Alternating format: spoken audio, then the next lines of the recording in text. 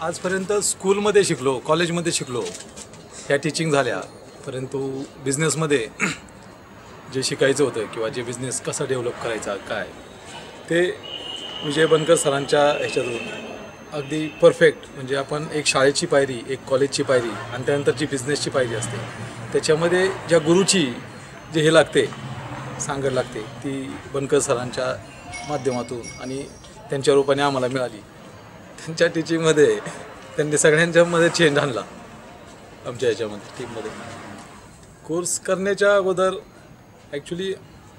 आमचं विजन, आमचं जे रेग्युलर रुटीन, आमची कामाची पद्धत, आम्ही एक काम घेतलं की दुसऱ्या तिसऱ्या कामाला लक्ष देत नव्हतो, त्यामुळे कामाच्या पेंडिंग्स फाईल होत होते आमच्या. पण कोर्स केल्यानंतर ह्या प्रोग्राममध्ये आल्यानंतर की प्राधान्य कुठल्या क्रमवारी कुठल्या कामांना प्राधान्य दिलं पाहिजे, कुठलं काम कसं केलं पाहिजे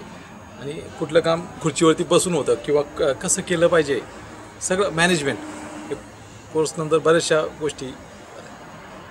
टीमवर्क कसं करावं, टीमला घेऊन कसं काम करावं आणि टीममधून